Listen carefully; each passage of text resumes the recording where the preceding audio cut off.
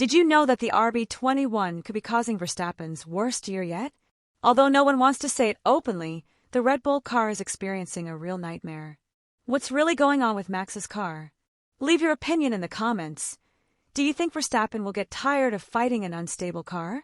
In this video, we'll break down everything we know about the serious problems Red Bull is experiencing with its RB21 in 2025. Stay until the end, and don't forget to subscribe to the channel. Red Bull was coming off years where the car felt like a natural extension of Verstappen's talent. They hit the asphalt and everything flowed. The team could predict how the car would behave in different conditions. The margin for error was wide, and if something went wrong, a few adjustments were enough to get back to the front. But that margin has now evaporated. The RB21 has brought with it a level of internal demand not seen since 2020. It not only demands perfection in design, but also a surgical sensitivity to operate within its extremely narrow operating window. And that's the key word, narrow. The car doesn't forgive mistakes. It doesn't adapt easily. And worse, it often doesn't react as it should, even when everything is done correctly. The frustration isn't only felt in the results. It's evident in Verstappen's statements, in his gestures, in the way he handles qualifying sessions or long runs.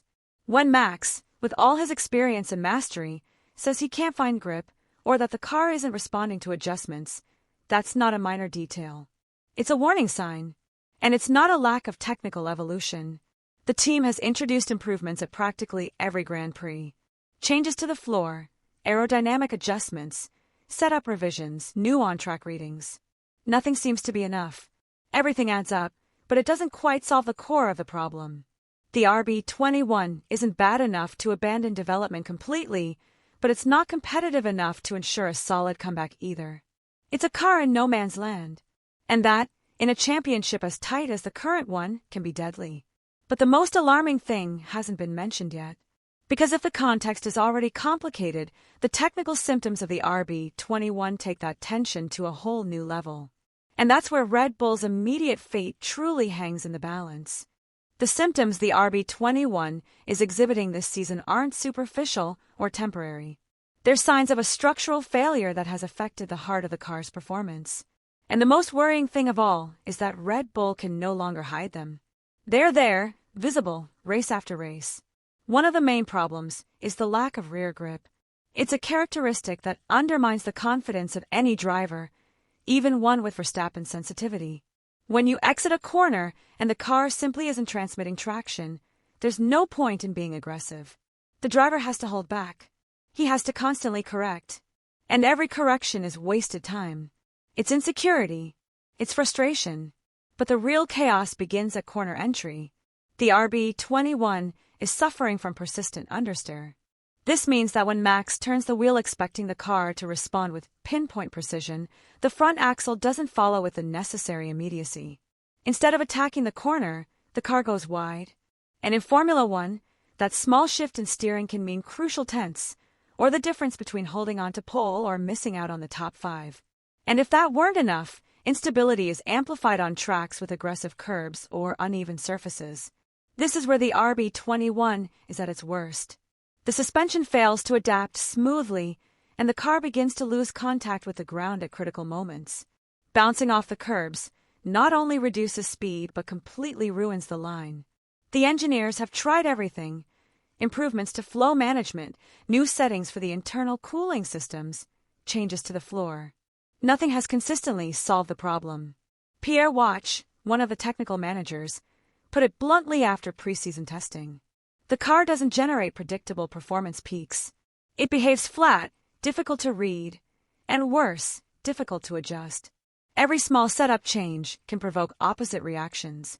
Braking jumps, sudden oversteer, or a car that simply doesn't warm up the tires as it should. And that brings us to another critical issue: tire temperature. At several circuits, including Hungary, the car failed to enter the correct temperature window, either on long or short runs. The result? A car that slides, that can't find grip, that forces its drivers to fight the laws of physics at every turn. Laurent Mekies explained it bluntly. They tried everything that weekend: setup changes, variations in downforce, and still couldn't activate the tires. It's a clear sign that the problem lies at the heart of the design. And let's not forget another crucial detail. The car is extremely sensitive to settings. The room for maneuver on race weekends is minimal. Any variation in the setup can take the RB21 from being competitive to completely off the pace. Verstappen isn't just fighting against his rivals. He's fighting against a car that doesn't always allow him to express his true level. And that, for a driver who thrives on precision and confidence, becomes a constant drain. He even mentioned that he will continue to complain about problems with curbs and potholes, which makes it clear that there are design aspects that haven't been corrected, and that continue to directly affect his driving. Yuki Tsunoda, for his part, took a different, though not necessarily contradictory, stance. In the simulator, he said that the car isn't as complicated as has been publicly portrayed. He chose to find his own setup, adapting the car to his driving style without replicating what Verstappen does. This difference in perception among drivers reveals something important. The RB21 is not a versatile car. It doesn't offer a solid, universal foundation, but rather demands extreme customization. For some, it may be tolerable. For others, it's a constant burden. And when the lead driver doesn't find the confidence he needs, the impact on results becomes inevitable. Within the team, technical voices have not evaded reality either. Laurent Mekies was especially clear after the Hungarian Grand Prix. He acknowledged that from the first lap of free practice, they detected that the car was unable to reach the appropriate temperature range for the tires. They tried everything: setup changes, aerodynamic variations, load adjustments.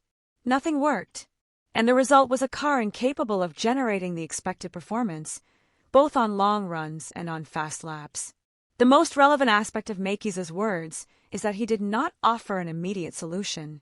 He admitted that there is no magic formula to correct the car's balance limitations. The improvements implemented throughout the season have contributed, yes, but they have not been enough to solve the most critical aspects of the design. He also made it clear that McLaren is advancing steadily in its development, forcing Red Bull to make up ground not only on the track, but also in the laboratory. And that takes time. Time that, in the midst of a tight championship, can cost much more than a few positions in the standings. Despite everything, the team remains calm in public. They talk about progress, continuous adjustments, and confidence in their processes. But the internal reality is different. Every weekend becomes a test of technical and emotional endurance. Every mistake is amplified. Every setup decision can mean the difference between a podium finish or disappointment. When we talk about a team like Red Bull, we're not just talking about fast cars or brilliant strategies. We're talking about a machine that, 4 years, has run like a Swiss watch. Every technical component, every operational decision, every word from its leaders has had one clear purpose: to win. But in 2025, that machine has begun to show cracks. And the most worrying thing isn't the car itself, but how this imbalance is beginning to affect the team's foundations.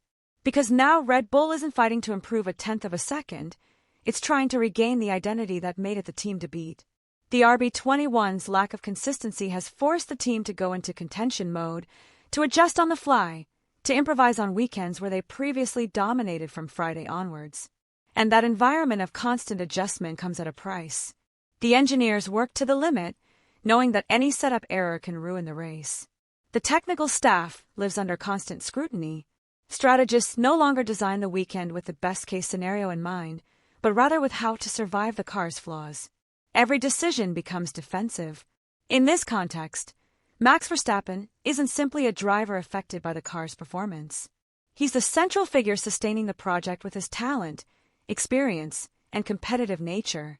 The impact isn't just technical. It's emotional. Max is used to competing with clarity, knowing that his effort has a direct impact on the result. But this season has led him to the realm of doubt. Sometimes, even his best performance can't compensate for the car's structural deficiencies. And when the difference between giving his all and barely scoring points becomes so slim, frustration builds. It's silent, yes, but constant. The environment around him also notices it. The press is beginning to speculate about possible moves. Sponsors are wondering if Red Bull's dominance has come to an end. And within the team, although they remain calm publicly, it's clear that time is against them. Not because the championship is already lost, but because internal wear and tear can leave wounds that last beyond the season. At this point, it's no longer just about performance. The RB21 has put Red Bull in a delicate position where the prestige, leadership, and permanence of its star driver are at stake. What began as a season with expectations of consolidation has ended up being a race against time to contain a crisis that deepens with each Grand Prix. The threat lies within the garage. It lies in the RB21's inability to provide Verstappen with the environment he needs to be the best. It lies in every poorly negotiated corner, every unexpected bounce on a curb, every stint in which the tires fail to activate. That is the real struggle. Throughout this analysis, we have seen how the RB21 has gone from being a promise to a technical nightmare. We have explored its structural flaws, Verstappen's growing frustration, and the internal cracks that are already evident within the organization. And although there are efforts to improve, the truth is that solutions are still not enough, and time is unforgiving. Therefore, what seemed like a simple bump in the road is now perceived as a real long-term threat. Red Bull is no longer competing just for points. It's competing for its future, to maintain its leadership, to not give up ground to a competition that has managed to evolve more quickly. Each Grand Prix has become a test, not just of speed, but of management, vision, and reaction. Leave me your opinion in the comments. What would you do in Max's place? Would he stay and fight to regain dominance, or open the door to a new stage in his career? Don't forget to subscribe to the channel